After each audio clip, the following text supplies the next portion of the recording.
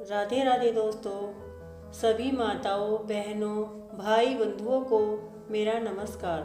बंधुओं, आज मैं आपके सामने गीता के चौथे अध्याय का वर्णन करने जा रही हूँ। कृपया आप सभी इसे ध्यानपूर्वक सुनिएगा। जय श्री कृष्ण। श्री कृष्ण भगवान बोले, इस अविनाशी कर्म योग को मैंने सूर्य से कहा, सूर्य ने मनु से कहा और मनु ने राजा इक्ष्वाकु से कहा।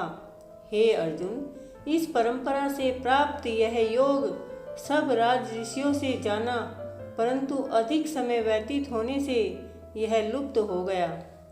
महाप्राचीन योग आज तुमको मैंने बताया है, क्योंकि तुम मेरे भक्त और मेरे मित्र हो। यह योग रहस्य अति उत्तम है। अर्जुन कहने लगे, आपका जन्म तो अभी हुआ है और सूर्य का जन्म बहुत पहले हुआ था। मैं कैसे मानूं कि आपने सूर्य को यह योग बताया था। श्री कृष्ण बोले, हे अर्जुन, मेरे और तुम्हारे अनेक जन्म हो चुके हैं। मुझे याद है, तुम भूल गए हो। जन्म से रहित अविनाशी संपूर्ण प्राणियों का स्वामी अपनी प्रकृति से स्थित हूँ, तथापि अपनी माया से जन्मता हूँ। हे भारत, जब जब धर्म की हानि होती है और अधर्म का प्राबल्य हो जाता है, तब तब मैं ही जन्म लेता हूँ।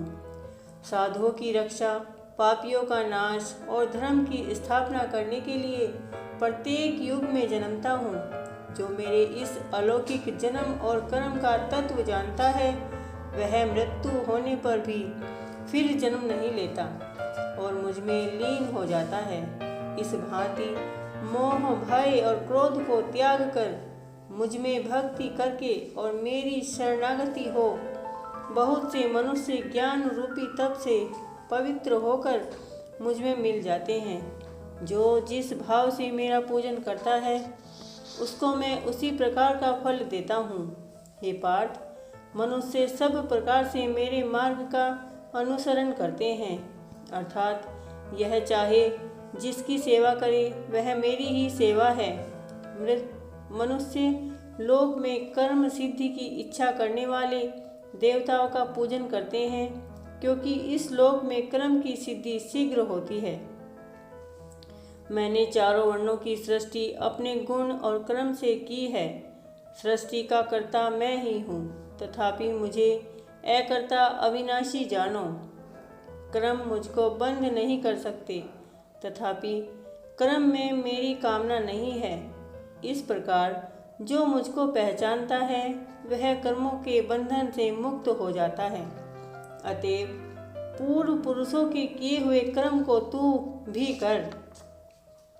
हे अर्जुन, कर्म क्या है और अकर्म क्या है, इसके विचार में विद्वान की बुद्धि भी चकरा जाती है।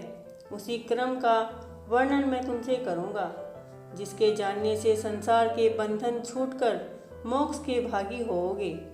कर्म, विक्रम और अकर्म तीनों को जानना आवश्यक है, क्योंकि कर्म की गति गंभीर है। हे अर्जुन, जिसके कर्म करने की कोई कामना नहीं रहती और जिसके समस्त कर्म ज्ञान रूपी अग्नि में भस्म निर्मल हो गए हैं, उसको पंडित कहते हैं। जो कर्म फल की आशा छोड़कर करता है और उसमें आसक्ति भी नहीं रखता और निराश्रय ही संतुष्ट रहता है, ऐसा मनुष्य कर्मों में घिरा रहने पर भी मानो कुछ नहीं करता है। देवयोग से जो कुछ मिल जाए उसी पर संतुष्ट रहता है। जो हर्ष, शोक आदि द्वंद्वों से मुक्त है तथा किसी से ईर्ष्या नहीं करता, कर्म की सिद्धि या असिद्धि में भेद नहीं समझता, वह कर्म करता हुआ भी उसमें नहीं बंधता। जो फल की इच्छा नहीं रखता, वासना से दूर हो गया है, ज्ञान में निर्मल मन अचल है और यज्ञ के कर्म करता है, उसके वे सब दोष लुप्त हो जाते हैं। हवन करने का पदार्थ भी ब्रह्मा है, आहुति देने वाला भी ब्रह्मा है। इस प्रकार जिसकी बुद्धि में सब कर्म ज्ञानमय है, उसको ब्रह्मा प्राप्त होता है। कोई कोई कर्म योगी देवताओं की पूजा करते हैं और ज्ञान योगी ब्रह्मा रूप अग्नि में यज्ञ रूप से हवन कर परमात्मा का भजन करते हैं। कोई ऐसे हैं जो अपनी इंद्रियों को तथा कर्मों को संयम रूप अग्नि में होम देते हैं, और कितने ही इंद्रिय रूप अग्नि में इंद्रियों के रूप शब्दादि विषयों को होम देते हैं। कितने ही लोग इंद्रियों के सब कर्मों को और प्राणों के कर्मों को आत्मज्ञान से प्रज्वलित संयम रूप अग्नि में होम देते हैं। कोई तो द्रव्य यज्ञ करते हैं और कोई तप यज्ञ, कोई योग यज्ञ, कोई स्वाध्याय और कोई ज्ञान रूप यज्ञ करते हैं। कोई प्राणायाम में तत्पर रहते हैं। योगी प्राण और अपान वायु में प्राण को रोकते हैं और प्राण वायु में अपान वायु का लय करते हैं। कोई आहार को निरंतर कम करके प्राणों को होमते हैं। वे यज्ञ वेता हैं और यज्ञ ही से इनके सब पाप नाश हो जाते हैं। जो यज्ञ में बचे हुए अमृत रूप अन्न को खाते हैं वे सनातन ब्रह्मा को प्राप्त होते हैं। हे अर्जुन, जो यज्ञ नहीं करते हैं उनके यह लोक और परलोक दोनों नहीं हैं। इस प्रकार के बहुत से यज्ञ वेद में विस्तार सहित वर्णित हैं। इन सब को क्रम से उत्पन्न हुए जानो। हे परम तप, द्रव्यमय यज्ञ से ज्ञान यज्ञ उत्तम है। हे पार्थ, फल सहित सब कर्म ज्ञान में समाप्त हो जाते हैं, सो उस ज्ञान यज्ञ का तत्वदर्शी और ज्ञानी लोग तुमको उपदेश करेंगे। इसलिए तुम उनकी सेवा करना और उनको विनय पूर्वक प्रश्न करके ज्ञान यज्ञ जानना। इस ज्ञान को लाभ करके तुमको ऐसा मोह फिर नहीं होगा। इसी ज्ञान से समस्त प्राणियों को तुम अपने में मुझ में देखोगे। यदि सब पापियों से भी अधिक पाप करने वाले हो तो भी ज्ञान रूपी नौका से ही सब पाप रूपी समुद्र को पार कर जाओगे। हे अर्जुन, जिस प्रकार प्रज्वलित अग्नि लकड़ी को जलाकर भस्म कर देती है, वैसे ही ज्ञान रूपी अग्नि सब कर्मों को भस्म कर डालती है।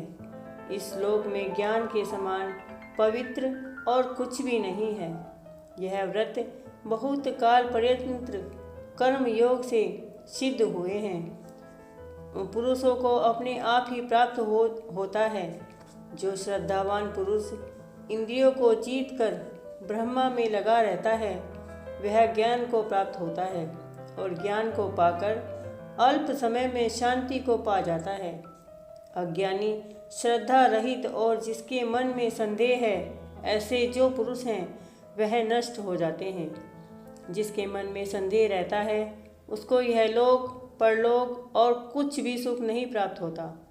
जिसने परमेश्वर आराधना और निष्काम कर्म योग के आश्रय से कर्म बंधन त्याग दिए हैं, हे अर्जुन, उस आत्मज्ञानी पुरुष को कर्म नहीं बांधते। अतएव अज्ञान से उत्पन्न हुए चित्त के इस संशय को ज्ञान रूपी तलवार से काट कर मेरे बताए हुए कर्म योग को करने के लिए